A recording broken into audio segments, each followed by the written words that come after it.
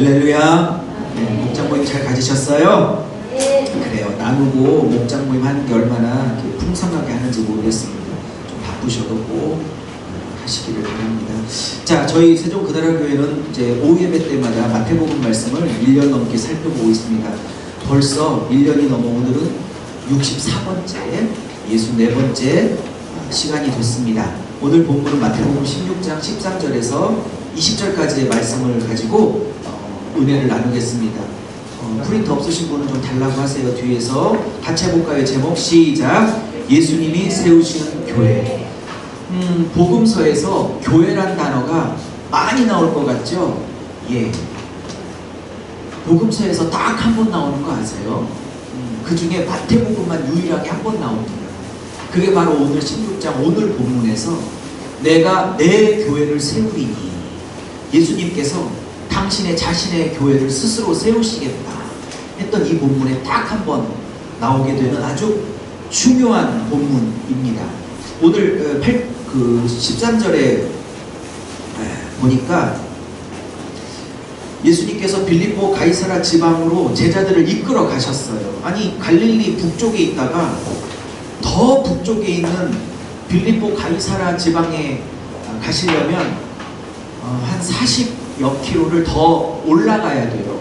몇 시간을 더 걸어서 올라가셔야 될 거리인데 왜 이 도시까지를 굳이 찾아가셨을까 하는 겁니다. 이것을 풀어내는 게 오늘 큰 본문의 키예요. 그리고 거기 가서 묻습니다. 야, 사람들이 나를 누구라 그래? 그랬더니 제자들이 대답하기를 엘리야 혹은 뭐 침례 요한 또 예레미야 이런 선지자 중에 한 분이라고들 얘기하시는데요.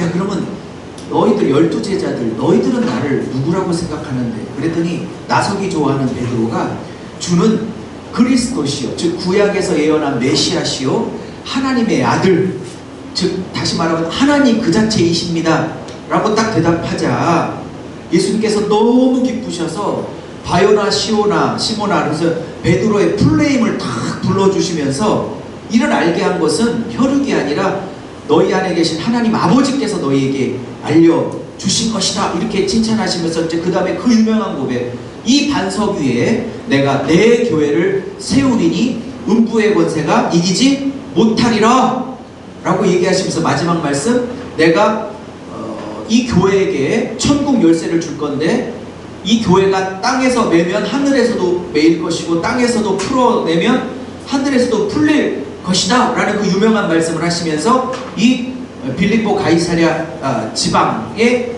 이 사역을 마무리하십니다. 자, 이 본문을 가지고 예수님께서 세우시는 교회는 어떤 교회인지 오늘 우리가 또 2022년 아니 우리의 평생을 어떤 교회로 우리 교회를 세워가야 될지를 살펴보도록 하겠습니다. 자, 첫 번째입니다. 첫 번째 같이 한번 선포해봐요. 시작. 예수님에 대한 바른 신앙 고백이 있습니까? 말을 바꾸면 예수님이 세우시는 교회는 성도들이 예수님에 대한 정확한 신앙 고백이 있는 교회로 세우시기를 원한다는 것입니다. 할렐루야. 자, 빌립보 가이사랴 지방이 어떤 지방인지를 푸는 게 이 해석의 키라고 말씀을 드렸죠. 이 두 단어가 겹쳤습니다. 빌립보라는 사람과 가이사랴라는 로마의 황제 직분이 겹친 도시입니다. 다시 말하면 헤롯 대왕, 예수님을 어렸을 때 죽이려고 했던 헤롯 대왕이 죽고 그 아들들이 나라를 이렇게 몇 등분해서 다스리고 있었어요. 근데 이 북쪽 지방은 헤롯 대왕의 아들인 헤롯 빌립이라는 분봉왕이 다스리고 있었습니다. 근데 이 빌립이라는 헤롯 그 분봉왕이 로마 정부 가이사랴, 이것은 사람 이름이 아니라 로마 황제의 직분의 이름이에요. 가이사. 이 황제에게 잘 보여서 권력을 유지하려고 이 도시를 개발을 했어요. 개발을 해가지고 여기에 황제 신전을 세웠답니다. 물론 지금은 성지순례 가면 다 무너져서 그 터만 남아있다고 하는데 황제 신전을 의리의리하게 지고 또 많은 그리스 로마 신전들, 만신전이라고 하죠. 그런 그리스 로마의 신전들을, 신상들을 세워서 황제에게 이것을 봉헌해버렸습니다. 도시를 바쳐버렸어요. 그래서 그 도시를 자기 이름을 따서 빌립보, 그 다음에 황제에게 바쳐진 도시라 그래서 가이사랴, 그래서 가이사랴에게 바쳐진 빌립보 도시다 라고 해서 빌립보 가이사랴라고 이름을 한 것입니다. 이해하셨죠? 근데 예수님께서 여기까지 일부러 북쪽에 40몇 킬로를 걸어서 일부러 여기까지 12제자들을 끌고 가십니다. 그리고 여기서 나를 어떻게 고백할래라고 묻는 겁니다. 왜 그럴까요? 생각해 보세요. 왜 굳이 북쪽에까지 이 도시까지 가서 너희들은 나를 무엇이라고 부를 건데, 어떻게 고백할 건데? 라고 묻고 있는 겁니다. 세상 사람들이 예수님을 예레미야냐 뭐 엘리야냐 이런 거 관심이 없으세요. 3년 반 동안 나에게 복음을 들은 너희들은 나를 누구라고 고백할 거냐가 예수님의 관심이셨어요. 근데 여기서 베드로가 주는 그리스도시요, 이 말을 아까도 말했지만 구약에서 예언한 바로 그분이시요, 그 다음에 살아계신 하나님의 아들, 다시 말하면 하나님의 아들이라는 것은 하나님 그 자체란 겁니다. 그 히브리 사람들에게 아버지의 아들이라는 건 아들과 아버지가 하나란 뜻이지, 그래서 예수님이 하나님의 아들이라는 것은 예수님 자체가 하나님이라는 뜻을 갖고 있는 거예요. 히브리 사람들에게. 이해하셨습니까? 이렇게 멋진 고백을 딱 하게 되는 것입니다. 자, 그러면 왜 이 도시까지 와서 이 고백을 받아내실까요? 핵심은 여기가 로마 황제의 신전이 있고 그 로마 황제에게 바쳐진 도시라고 얘기를 드렸던 말씀에 착안을 하시기를 바랍니다.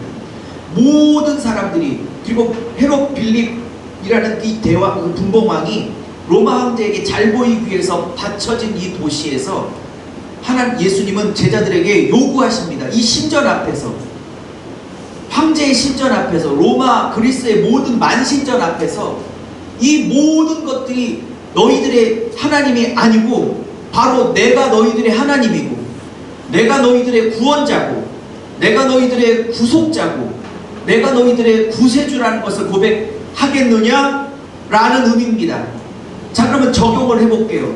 우리도 하나님이 우리의 빌립보 가이사랴 앞에서 하나님이 고백받기를 원하시죠. 이 세상 사람들에게 우리의 삶을 구원하고 이 세상 사람들에게 우리의 삶을 건져줄 것 같은 구세주, 구원자는 무엇입니까? 만몬이라는 신이죠. 돈이라는 신이죠. 명예라는 신이죠. 권력이라는 신이죠. 지위라는 신이죠. 세상에 많은 그런 나를 지켜줄 것 같은 만몬, 지위, 돈, 물질, 권세, 학벌, 직위, 이러한 나를 지켜줄 것 같은 많은 거짓 신들 앞에서 내가 너를 책임지고 지키는, 구원하는 진정한 구원자인 걸 고백할 수 있겠느냐라고 묻고 계신다고 저는 이렇게 적용을 하고 싶는 것입니다. 할렐루야. 사랑하는 여러분, 그 어떤 신 앞에서 오직 당신만이 나의 구원자요, 나를 책임지시는 분이요, 나의 구세주라고 고백할 수 있겠습니까?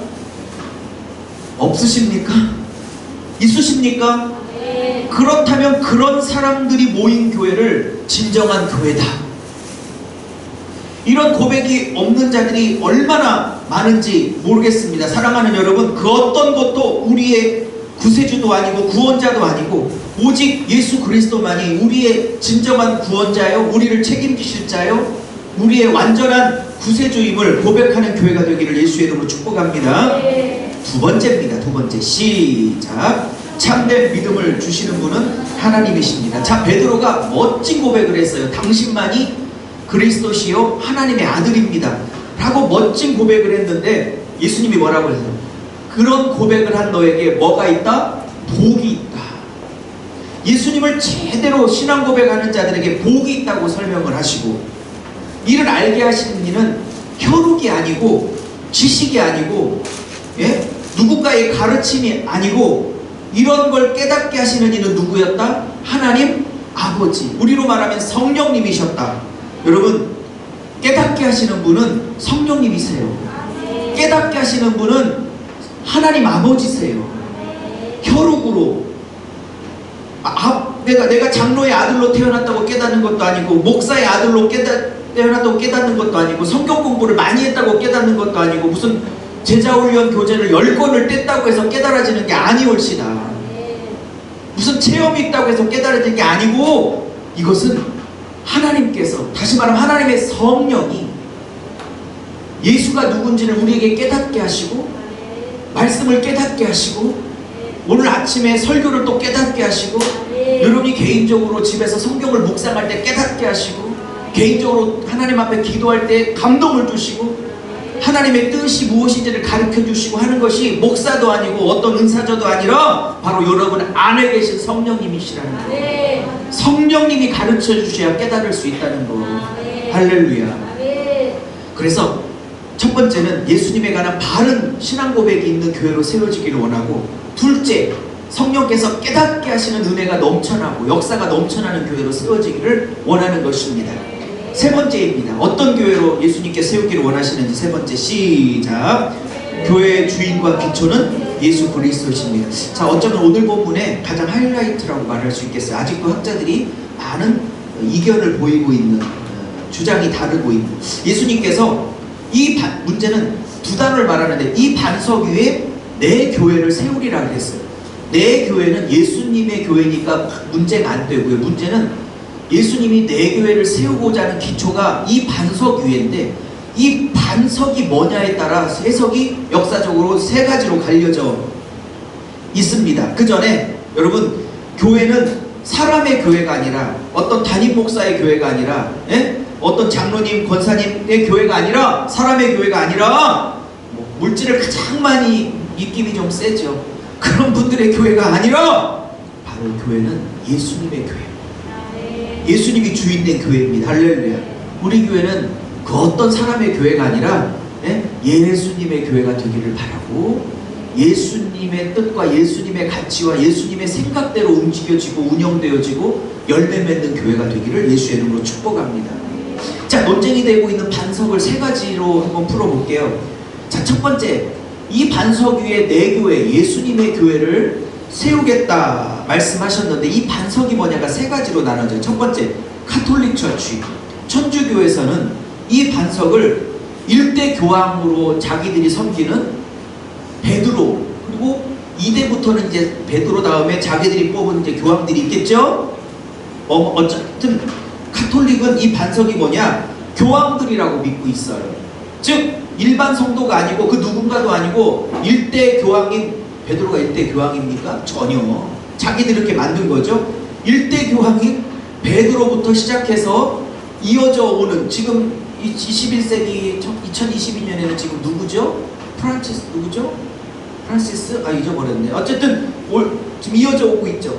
바로 이 교황 위에 교회를 예수님이 세우기 때문에 카톨릭 처치에서의 교회론의 기초는 바로, 교회는 누구냐? 교황 위에 세워졌다고 하는 거예요. 그러니까 교황이 예수님급의 권력을 누리고 있고, 그리고 성경을 해석하는 것도 예수님이 뭐라고 말한 게 아니라 교황이 이 구절을 뭐라고 주석했냐, 교황이 이 성경을, 이 구절, 이 본문을 뭐라고 해석을 해줬냐가 절대 기준이 된 겁니다.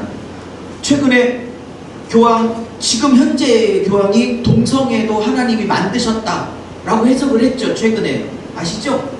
그래서 동성애는 합법화됐습니다. 카톨릭 안에. 왜? 성경에서 로마서 1장에서 동성애는 죄라고 말했던 로마서 1장의 말씀이 중요한 게 아니고, 교황이 뭐라고 말했는지가 성경보다 더 위권위를 갖고 있는 이상한 종교 이단 집단이기 때문에, 교황이 동성애를, 하나님이 동성애자를 천부적으로 DNA로 창조했다라고 교황이 해석을 해버렸으면 그거는 법이 된 겁니다.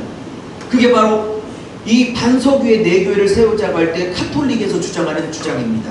자, 우리는 받아들일 수 없고요. 두 번째, 복음주의권에서 말하는 반석은 뭐냐? 바로 베드로가 했던 신앙 고백이라고 봅니다. 주는 그리스도시요 살아계신 하나님의 아들입니다. 이 고백 위에 교회를 세우겠다라고 하는 해석이 복음주의적 목사님들, 교수님들의 해석입니다. 받아들일 만합니다. 이것은 교회가 어떤 고백 위에 세워져야겠어요? 그는 주는 그리스도시요 하나님 아들이십니다라는 고백 위에 예수님의 교회가 세워지는 건 당연한 거죠. 그래서 대부분의 목사님들, 교수님들은 이 해석을 지지합니다. 근데 여러분의 담임 목사, 유목사는 생각이 조금 달라요. 2번도 좋은 해석이라고 보는데 저는 그렇게까지 동의하진 않습니다. 왜? 저는 3번이 맞다고 생각하기 때문입니다.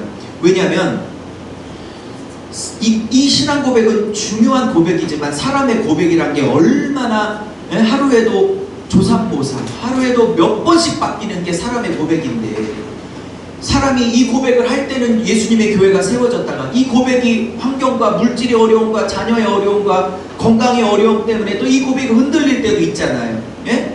이렇게 흔들리면 또 예수님의 교회는 또 흔들려야 하는 것이기 때문입니다. 저는요, 예수님의 교회가 사람의 고백 위에 세워진 거라고 생각하지 않아요. 저는 시편 말씀에 주님은 나의 반석이시오, 하나님이 나의 반석이란 말씀을 믿습니다. 사랑하는 여러분, 반석이란 건 어떤 상황에도 안 흔들려야 돼요. 근데 우리의 신앙 고백이란 건 형통할 때와 불통할 때, 일이 잘 풀릴 때와 일이 안 풀릴 때, 자녀가 잘 될 때와 자녀가 안 될 때 우리의 신앙 고백은 너무 많이 흔들려요. 동의되시죠? 여기에 교회가 기초를 한다면 우리의 신앙 고백 따라 맨날 교회는 흔들려야 하는 거예요. 그 기초가. 저는 이 해석에 동의가 안 되는 거죠. 왜냐하면 이 반석은 흔들리면 안 되는 절대 기준이니까. 그러므로 저는 반석이라는 말을 예수님으로 해석하고 싶고 저처럼 해석하는 학자도 꽤 많이 있습니다. 그리고 이 반석이라는 말이 페트라라는 헬라어를 쓰고 뭐라고요? 조실까 모르는 거예요. 페트라라는 헬라어를 쓰고 있는데, 페트라라는 이 반석이라는 헬라어는 작은 바위 덩어리를 말하는 게 아니라, 그 이스라엘 지역에 그 거대한 안반 산이 있어요. 수백 미터나 되는 거대한 안반 산을 얘기할 때 페트라라고 말하지, 예? 삐죽 거기에 돌출해 있는 작은 바위를 말할 때는 페트로스라는, 베드로라는 말을 따로 쓰고 있어요. 그러므로 사랑하는 여러분, 이때 반석이 페트라라는 말을 쓰고 있다는 건 그 어떤 것에도 흔들릴 수 없는 거대한 산맥, 안반산, 여기를 말하고 있는 헬라어 단어이기 때문에 이건 사람이나 사람의 신앙 고백으로 보기는 어렵다 이것입니다. 이것은 시편의 말씀처럼 주님만이, 하나님만이 나의 반석이므로. 그러면 3번의 해석을 저처럼 따라간다면 이렇게 말하시죠. 내가 반석이신 나 스스로 위에 내 교회를 세울 거예요. 내가 교회 기초야. 할렐루야. 그리고 내가 교회 주인이야 라고 말하는 겁니다. 사랑하는 여러분, 3번 메시지를 정리합니다. 교회는 그 어떤 사람의 교회도 아닙니다. 교회의 기초는 예수님이고 교회 주인도 예수님입니다. 할렐루야. 네 번째입니다. 네 번째, 예수님이 세우고자 하는 교회는, 네 번째, 시작. 주님의 교회는 음부의 권세가 이기지 못하는 교회입니다. 사랑하는 여러분, 우리 교회는, 여러분, 교회는 건물이 아니에요. 여러분, 한 분 한 분이 교회고, 그런 한 분 한 분이 모인 공동체가 교회예요. 그러면 예를 들어 우리 교회가 5월 달에 뭐 야외에서 예배를 드렸어요. 어디 좋은 데 가서 삼겹살도 구워 먹고, 맛있겠다, 삼겹살도 구워 먹고 했다 합시다. 그럼 거기는 교회입니까? 아닙니까? 당연히 교회예요.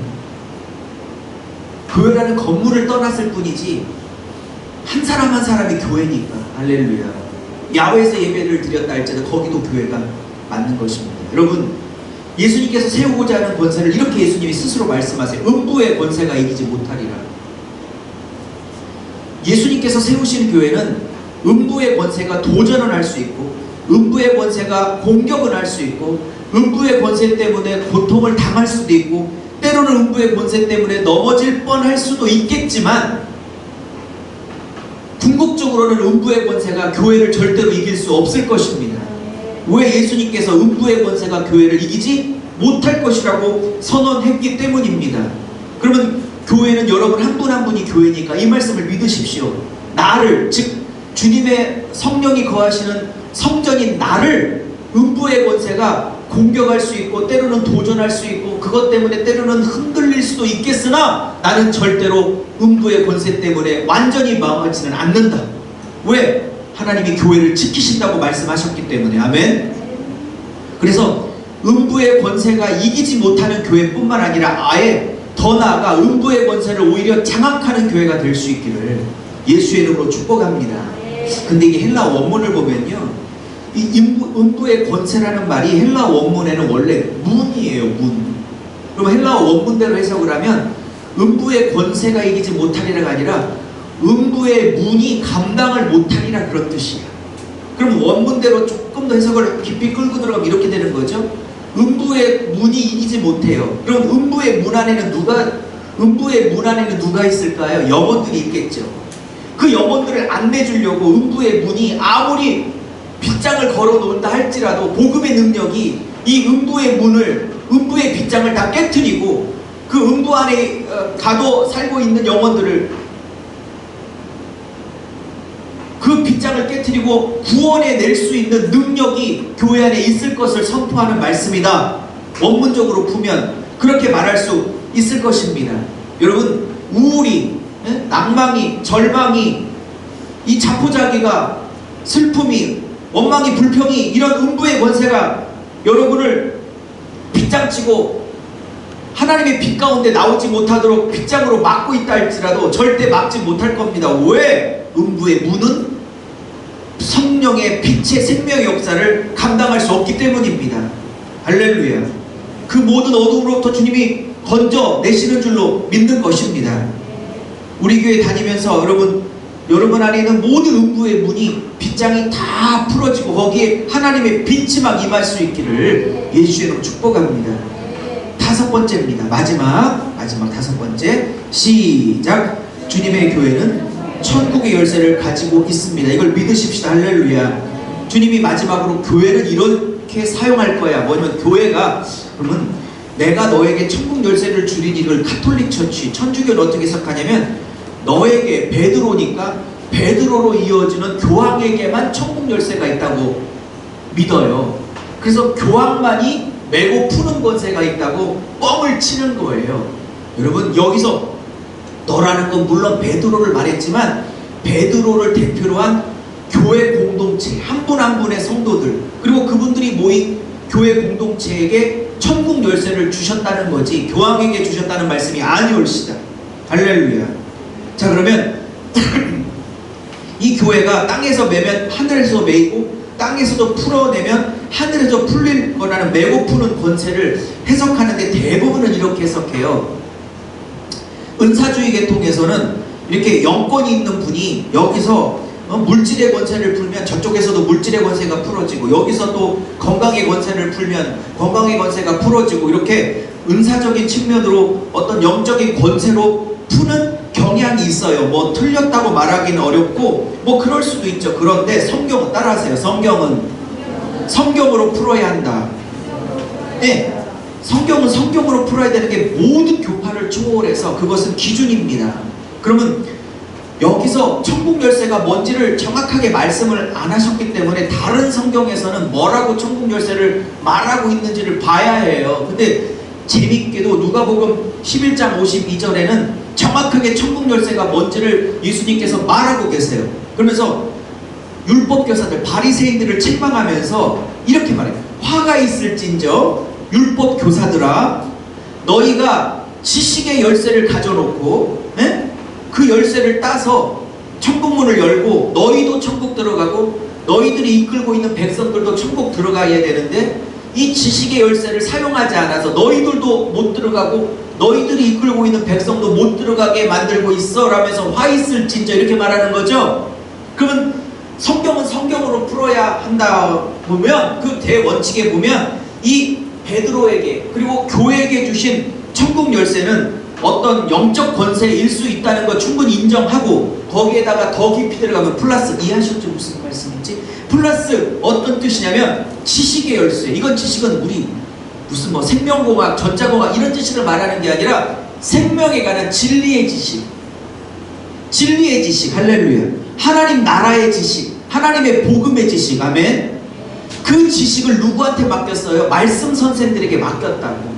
그래서 구약 39권을 은혜로 풀고 하나님의 긍휼로 풀고 십자가로 풀고 이렇게 잘 풀어서 천국에 들어갈 수 있는 말씀 해석권을 주셔서 이거를 풀어서 너도 은혜로 풀어서 십자가로 풀어서 너도 들어가고, 너가 이끌고 있는 양떼들 백성들도 은혜로 풀게 만들고, 아멘, 십자가로 풀게 만들고 복음으로 풀게 만들어서.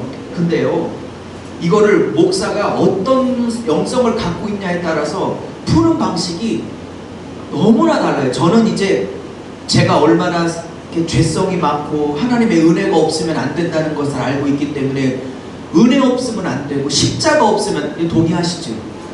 그거 없으면 안 된다고 믿기 때문에 은혜와 십자가로 모든 성경을 풀려고 해요. 근데 본인이 율법적 성향이 강한 자들은 이걸 율법으로 풀어요. 하라 하지 말라. 그리고 내가 노력하고 내가 뭐 애쓰고 뭐 이래서 구원을 받을 수 있고 상급도 뭐 그러면서 자꾸 하나님의 은혜, 예수의 십자가 이렇게 풀지 않고 사람의 노력, 뭐 사람의 열심, 무슨 말인지 아셨죠? 사람의 충성 이런 쪽으로 자꾸 성경을 1년, 2년, 10년 이렇게 풀어가면 교회가 율법주의 영이 쫙 흘러요. 근데 이게 은혜로 십자가로 풀면 은혜와 십자가의 영성이 쫙 흘러가게 돼 있어요. 근데 이거를 율법주의로 푸니까 율법주의 영성으로는 천국을 못 가잖아요. 은혜의 영성, 믿음의 영성으로 가는 거지, 그죠? 그러므로 그걸 누가복음 11장 52절의 말씀과 오늘 16장 마태복음의 말씀을 이렇게 연결시켜서 성경을 푸는 원칙으로 대입을 해보면 이건 절대 원칙이에요. 기본 원칙이라고, 모든 교파를 초월해서. 그러면 이게 어떤 열쇠냐? 영적 권세라는 부분도 있을 수 있고 인정. 그러나 조금 더 깊이 들어가면 뭐냐? 성경의 말씀을 제대로 풀 수 있는 권세, 은혜로 풀 수 있는 권세, 십자가로 풀 수 있는 권세, 율법과 사람의 의를 부추기는 율법주의로 풀지 않고 오직 하나님의 은혜와 십자가의 은혜, 복음의 은혜로만 풀 수 있는 그런 하나님 나라의 말씀에 어떤 해석권을 줘서 그것으로 너도 천국에, 양떼들도 천국에 들어갈 열쇠를 줬다는 거예요. 말씀을 마무리합니다. 여러분, 예수님이 세우고자 하는 5번째 원칙은 설교자가 너무나 중요한 거예요. 목회자가 너무나 중요한 거예요. 그 목회자가 자기와 양떼를 다 지옥 끌고 갈 수도 있는 거고, 목회자가 자기도 양떼들도 전부 다 천국으로 인도할 수 있는 거라고. 그래서 여러분의 담임 목사들, 그리고 이 세상의 모든 한국교회 혹은 전세계 목사님들을 위해서 여러분이 꼭 기도해야 될 게, 목사 한 사람만의 천국과 지옥의 문제가 아니라 그가 몇 명의 목회를 하고 있든 관계없이 그가 맡고 있는 양떼들의 천국과 지옥을 그 목사의 성경에 관한 해석 그리고 영성이 그거를 다 좌지우지할 수 있기 때문에. 어쩌겠어요. 하나님이 목사를 통해서 양떼를 먹이는 통로로 세웠으니 그만큼 목사에게 특권도 있지만 마지막 날 그만큼 하나님의 책망도 있을 거라는 두려운 자리죠. 정말 죄송하지만 이렇게 두려운 자리인 줄 알았으면 저는 안 했을 거예요. 몰라서 목사 안수를 받고 여기까지 와서 성경을 깨닫고 보니 이 자리가 진짜 너무나 정말 무서운 자리라는 걸 맨날 깨닫게 되는 거죠. 근데 하나님이 부르셨으니 끝까지 저도 이 길을 바르게 가기 위하여 기도해 주시기를 축복합니다. 자, 말씀을 마무리합니다. 오늘 예수님께서 세우시는 교회 첫 번째 뭐라고요? 제대로 된 신앙고개. 두 번째 뭐라고요? 성령께서 깨닫게 하시는 교회. 세 번째 뭐라고요? 기초와 주인이 다 예수님인 교회. 네 번째 뭐라고요? 음부의 권세를 능히 이기는 교회. 다섯 번째 뭐라고요? 제대로 성경을 은혜와 십자가를 해석해서 목사와 성도들이 다 천국으로 갈 수 있게 인도하는 제대로 된 진리의 말씀이 있는 교회. 우리 교회가 비록 장소는 다음 주부터 옮겨갈지라도 이 5가지 교회로 잘 세워지고, 그래서 천국에 다 같이 가서, 천국에 가서 우리 세종 그나라 교회 한번 세종 그나라 교회 모임 갖고 참치회 한번 같이 먹고. 제가 이건 이제 여담인데, 목사에게 하나님이 물을 거면 네 교회 성도들 몇 명이나 내 신부로 세웠니? 이거 물어보지 목사에게 부흥회 몇 번 다녔니? 뭐 얼마나 유명했니? 안 물으실 것 같아요. 네가 섬겼던 교회 몇 %나 내 나라 요게 만들었니? 어디 보자. 네 교회 성도 있니? 이것만 물으실 것 같아요. 목사님. 저는 우리 교회 모든 성도들이 큰 교회는 아니지만 한 분도 빠짐없이 다 같이 거기 가서 세종 그나라 교회 또 오해하지 마세요. 그냥 적용이니까 웃자고 거기서 모임 한번 갖고 다 거기에 볼 수 있기를 예수의 이름으로 축복합니다. 하나님, 우리에게 예수님이 세우고자 하셨던 내 교회, 그 교회로 세워지는 역사가 있게 하여 주시옵소서. 비록 장소는 한 1, 2년 이렇게 공유하며 쓰겠지만 그곳에서도 은혜 주시고 역사 더 큰 은혜 부어주시기를 원합니다. 예수의 이름으로 축복합니다. 내가 예수의 이름 명하노니 일주일 동안 만날 때까지 코로나로부터, 델타로부터, 오미클론으로부터 다 보호될 것을 선포합니다. 악한 권세, 악한 사고들, 악한 사람들, 악한 영들에게 예수의 이름으로 우리 요양원에 계시는 장로님부터 우리 유나의 어린아이 이르기까지 개종고등학교의 모든 성도들이 모든 것들로부터 완벽하게 보호되고 성령의 불로 보호되고 예수의 피로 보호되고 예수의 이름으로 보호되고 천군 천사로 보호될 것을 선포합니다. 자녀의 축복이 있을지어다, 물질의 축복이 있을지어다, 사업의 축복이 있을지어다, 노후의 축복이 있을지어다, 직장의 축복이 있을지어다, 결혼의 축복이 있을지어다. 하나님 종이 선포한 대로 그대로 이루어 주시옵소서. 감사하며 예수님의 이름으로 축복하며 기도 올려 싸움나이다. 아멘.